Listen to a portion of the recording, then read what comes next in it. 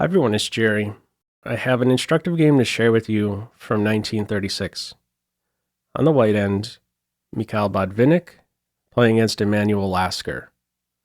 So a battle of generations here. We have a 24-year-old Botvinnik, future world champion, playing against 68-year-old Lasker, former world champion. Also, clash of styles here. Botvinnik, the more strategic, Lasker, the more dynamic player.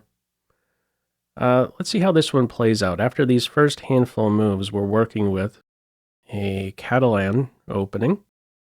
Now, you might think, given this game is only 21 moves, that there's going to be some amazing tactical sequence that brings home the point. Not the case here. This game acts as a nice example for the center. What we're going to see here is that black Lasker here does not properly address in this ideal pawn center. Eventually we'll have a 2-to-1 majority in the center. And when I use that word properly, there's another word that's kind of running in the back of my mind when I say that. Usually the proper way to address such a center, this one here, will be in a timely fashion. So this doesn't occur in this game, and we're going to see that black gets punished because of it.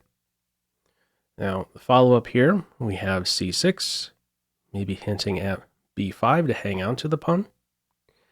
a4, follow up a5. Black already has his eye on playing this knight b6 move, so this pawn will act as a blocker, hold up an a5 advance, which would disrupt that knight post. All right, from here, queen e2, very healthy post for the queen. And from here, Lasker goes with knight b6. That's his fight to hang on to the pawn for a bit more.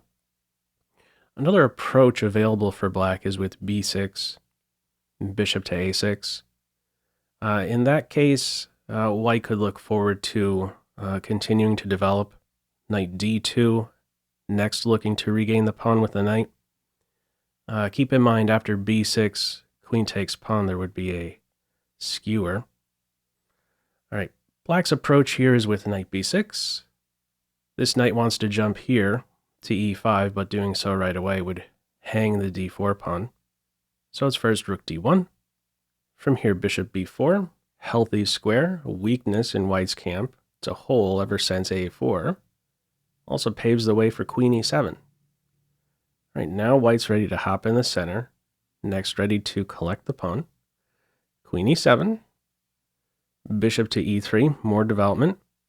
The other options for the bishop, if we consider these two here, if you go to g5, you'd only be inviting this productive move by black, h6, get the flight square, ask the bishop a question. It's not stable. Also, bishop f4. On bishop f4, you do potentially run into an eventual e5 move with a fork. That could be a bit disruptive. So a nice stable square here. Bishop e3 it is. Bishop d7. White finally regains the pawn. We exchange knights, and here we are with this 2-to-1 majority in the center. Now, let me go ahead and throw this one to you as a pop quiz. How would you follow up here? Feel free to pause the video. Okay, in the game, this is where black starts to go wrong now. Plays b5. Now, a better approach would be the following move, e5. Again, reacting to this center in a timely fashion. This is the first moment, really, for the move e5. Before this, there was a white knight clogging things up on this square. Black could play e5 here. Calls this around even still. Now, how would this play out? If white goes ahead and captures on e5, the very top move, computer points out knight g4 here, with some line, eventually some sacrifice, some accident happening on f2. Forget about that. A simple approach here is to recapture with a queen. This has to be weighed very carefully to be sure. After this exchange of d pawn for e pawn, we're working with here a majority on the king side. This is what now should come to mind, this 4-3 majority for white, and you must calculate here as black, am I going to get hurt after the move f4?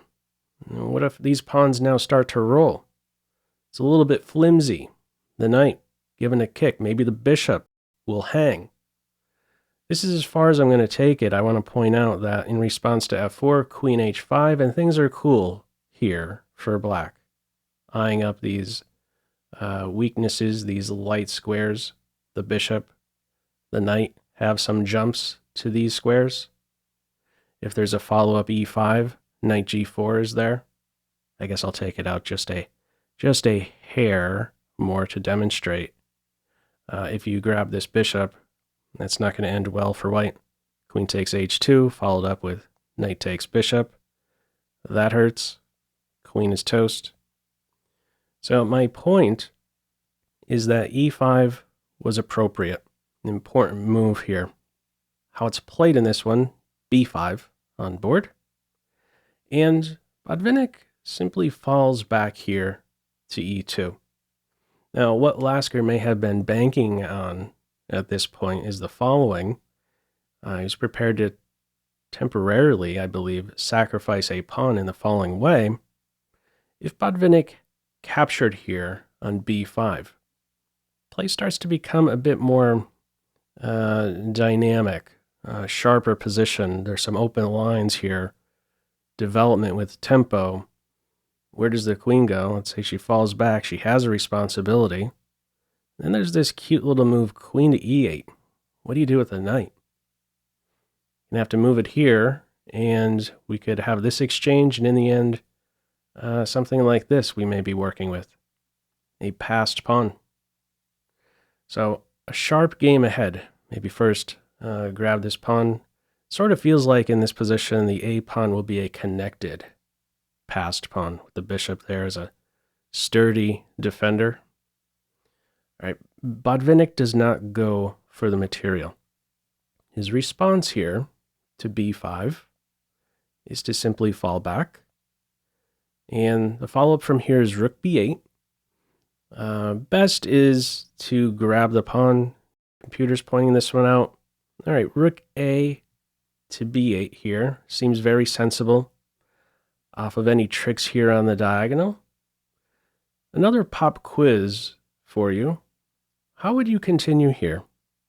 Feel free to pause the video. All right, in the game, next 3 moves pretty much bring home the full point here. We have first the capture on b5. Black recaptures. And now we press in the center with e5.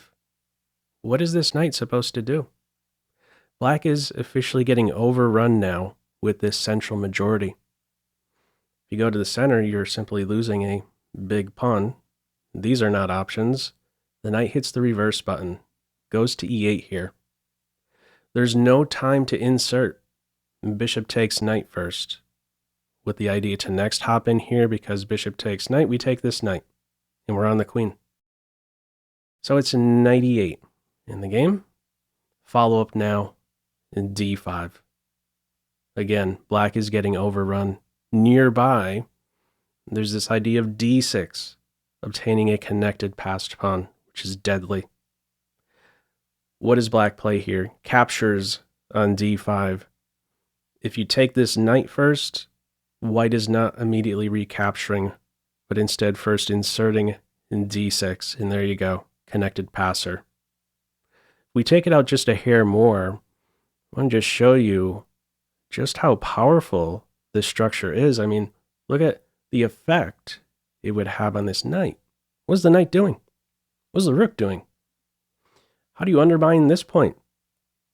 f6. This pawn doesn't have to go anywhere. This knight tries to come out in this direction. I guess you could always consider g4 to box out the knight yet again.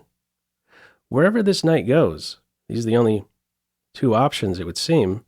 there's always a pawn around that could be maintained on e5 and g4, and the knight is effectively existing but not living. So this would be a crushing structure for white, obtaining a connected passer. Black takes on d5, and of course it's this wild knight that will be most effective here in the center, hitting the queen, hitting the bishop. This is busted. What do you try here? In the game, it's queen takes e5. The bishop is vulnerable after this capture of the e5 pawn. If you try something else, queen back home, queen e6, hugging the bishop, we could continue in the following way. For instance, knight takes bishop, and then bishop c5. So that's in the case of queen e6 or queen d8. The rook is going to fall. It has no moves.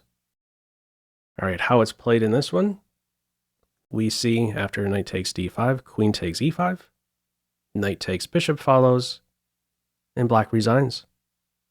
What do you do here? If you regain the knight, the bishop falls. White is up a clean piece. Only a 21 mover. Black did not properly address that central majority, did not react with that timely e5 advance, and was punished in with just a few key pawn moves here by white. Anyhow, what are your thoughts on this one? Feel free, as usual, to leave any feedback to this video in the comment section below. I hope you enjoyed it and maybe took a thing or two away. That's all for now. Take care. Bye.